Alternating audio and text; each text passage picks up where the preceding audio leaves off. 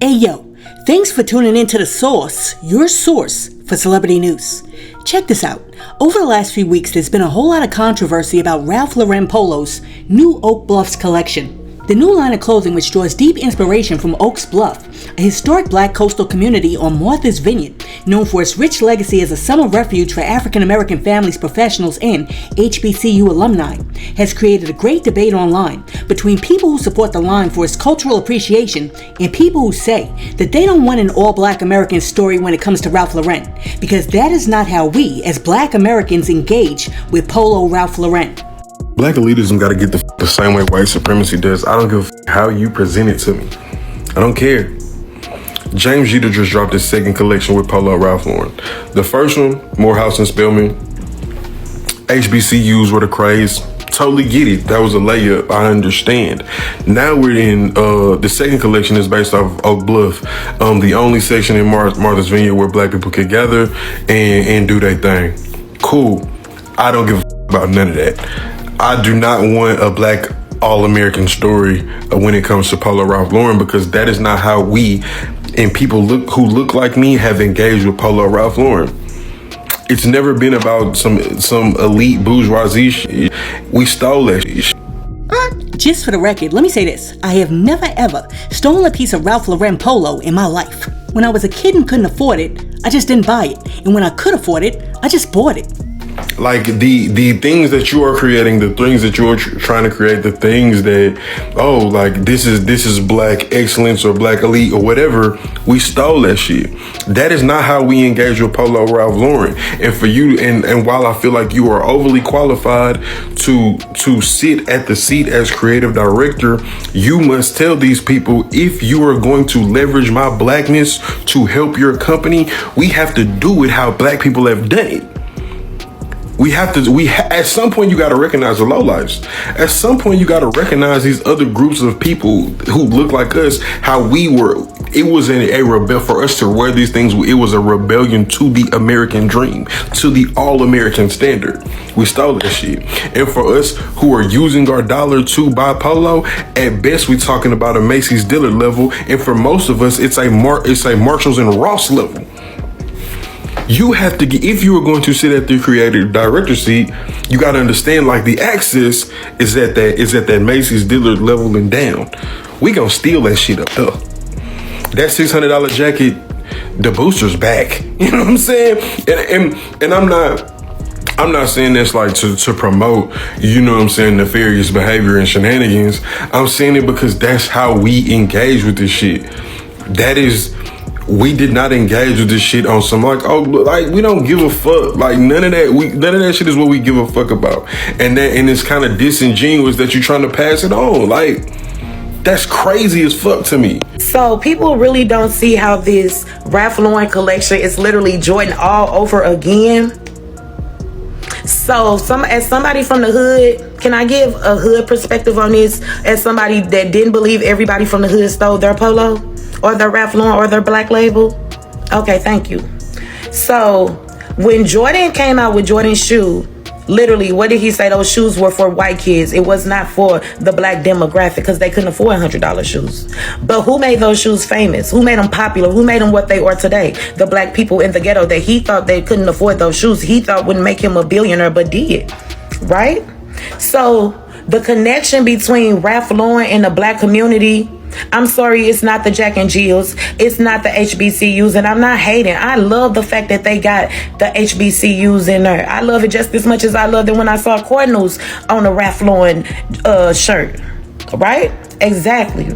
So with that being said, I'm not hating on nobody, but I do want y'all to see the connection, because black people in the hood have been wearing Ralph Lauren as long as rappers have been wearing Ralph Lauren. The Wu-Tang Clan, they literally was Ralph Lauren down.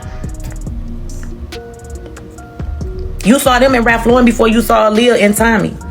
That's how deep the connection with the ghetto do Ralph Lauren polo go. Authentic, big boys, jackets, hoodies, all of that. But guess what? They never stopped buying that in the hood. They never stopped buying those $200-$300 jackets, those $200 shirts with a big rap or L on them. Black people been buying that in the hood. The reason why black people even are relevant to Ralph Lauren to this day, It's because of people from the hood. Y'all can say I'm crazy, y'all can disagree all you want, but let's be real here. The same people y'all saying that cannot afford it, or the people that's been buying it and affording it. It's actually disrespectful, because just like Jordan was disrespectful thinking that black people from the hood couldn't buy his shoes, they surprised them and they maxed them out. Just like they been maxing Ralph Lauren out.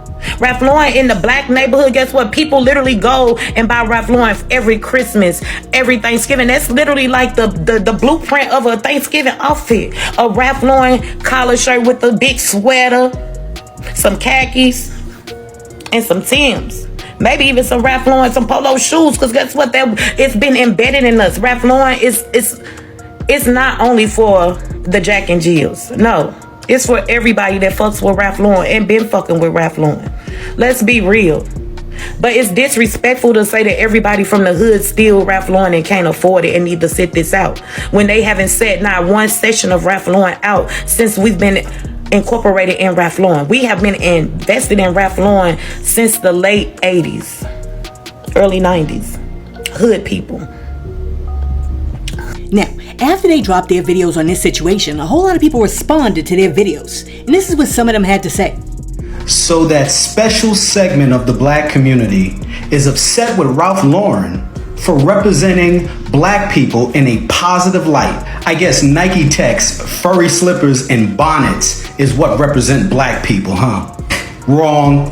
You do know that there was a time that there was two parents in the household, and there was a time that black women actually followed the direction of black fathers. I mean, I just don't understand how that certain segment of the black community is offended by everything but ashamed by nothing. I mean, how can you be upset with the Oak Bluff line? I mean, do you research? Let me answer that for you. No, the fuck you don't. And newsflash, a plain Jane Rolex holds much more value than a bust down. I mean, at this point, you can't make this stuff up. Ghetto fatigue is real, and it's alive. I mean, let's be honest. When are you guys gonna let go of that EBT mentality? I mean, it doesn't serve us right. And that stereotype affects all of us, the good and the bad. You're not the target audience for this. It wasn't meant for you, and that's okay. Why is black people being shown in a positive light such a problem for you? We didn't all grow up stealing. In fact, if I ever thought about stealing, my mom would probably put me 6 feet under. This is not one band, one sound. We are not a monolith, and we all grew up with different experiences. Not everything is out of a Tyler Perry struggle movie. The same people that have a problem with this are the same people in school talking about, look at that nigga reading. Why does he talk so white? You're so articulate. Are you trying to be white? Just for simply wanting to do well in school. This collection does an excellent job in showcasing that we have diverse styles, diverse opinions within the black community. We started dandyism, we can dress preppy, we can do great tailoring. This collection is out of your budget and that's why you're upset. That's a totally different conversation to have. But in this day and age where we have brands like American Eagle pushing eugenics with Sydney Sweeney, it's even more important to be able to have this type of representation as a part of American culture. And having a major fashion brand like Ralph Lauren doing this is giving it exactly the amount of visibility that it needs to get. Before you guys get on here with your thought pieces, actually think about people that live outside of your bubble. Wow, who would have thought that Ralph Lauren's new clothing collection would magnify rifts in the black community related to streetism versus elitism? Listen, let me know down below. What are your thoughts on the collection, and also, what are your thoughts on all of their thoughts on the collection? See, this is what I think. I think that it's sad that a collection of tweed pants, v-neck sweaters, and polos have exposed a rift in the black community between the quote-unquote haves and have-nots over clothes that will ultimately line the pockets of white men. Therefore, instead of arguing about whether or not polo is for the streets or for the elites, what we should be discussing is why, once again, a white company deems it fitting to take our aesthetic, reproduce it, and then sell our culture back to us as if they're giving us a gift. For example, a lot of people don't know this, but when Ralph Lauren, aka Ralph Lipschitz from the Bronx, first started, he actually got a whole lot of his ideas and steez from a black designer named Bobby Garnett. And if you don't believe me, just do a little research on Bobby from Boston. So the clothes from this store influenced Ralph Lauren to create a whole new clothing line. The store is called Bobby from Boston, and it was founded by menswear fashion legend Bobby Garnett. Bobby specializes in vintage Americana Ivy style menswear, with Bobby Garnett's first store opening in the 70s. Bobby and his team would travel all over Europe to source their inventory and curate their store. And at some point, back when Ralph Lauren only specialized in suits and tailoring, he turned to Bobby for inspiration. Some of the best-known Americana-style garments by Ralph Lauren were influenced by Bobby's store curations. And we probably wouldn't even have Double RL if it wasn't for Bobby Garnett. Unfortunately, not long after Garnett's passing, the store in Boston closed its doors, but their warehouse sales can still be found in Lynn, Massachusetts. I believe heritage clothing is making a comeback, and Bobby Garnett has lots of impact on it to this day. Now, with that being said, you guys have to understand that a lot of these companies like Ralph Lauren and Louis Vuitton have solidified the market of old and new white money, so now that more black people are making ends, they want to put all money in their coffers too. And to do so, many of these companies are hiring black creative directors like Virgil Abloh, Pharrell Williams, and, in this case, James M. Jeter to serve as the new black faces of the company so that they can get a larger percentage of our money.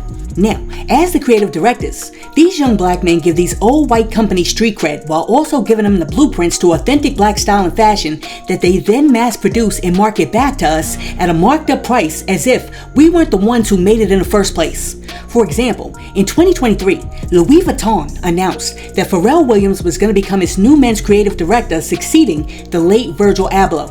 And during 2024, Pharrell debuted his first collection during Fashion Week in Paris. Alright, so during the show, dozens of models showcased Louis Vuitton's black hip-hop urban-inspired apparel and luggage as a gospel choir ushered in the spirit of commercialism, and then, at the end of the show, which actually looked like Louis Vuitton stole everything out of Dapper Dan's closet, Pharrell walked out to take a bow with the LV design team behind him, and there was not one black person on the staff. As a matter of fact, let me be fair, perhaps if you look at the video and you squint, you might find one black person on the design team.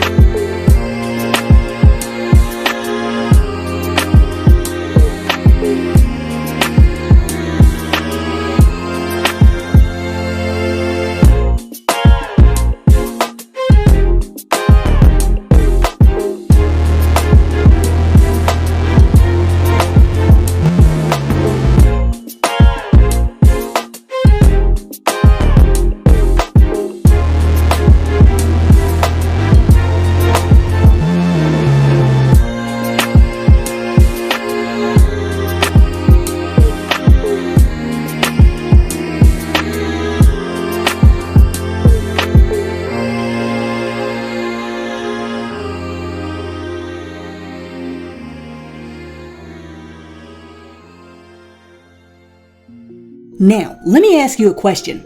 You saw the hip-hop bombers, you saw the black gospel choir, you saw the black dandyism, and you saw the influence and swag of black culture. But what you didn't see is not one black person roll up behind Pharrell Williams when it came time to take credit for those designs. No, you didn't. Which means that once again, Louis Vuitton, like many other fashion houses, secured a bag off of black culture without having to pay black people. And I know, somebody's gonna come in the comment section like, nah, Sauce, LV hit my man Pharrell off with a bag.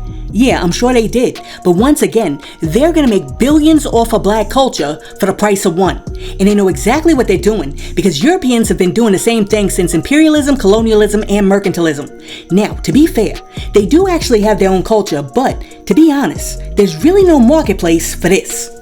You know, and some of you say white people don't have any culture. Then what is this?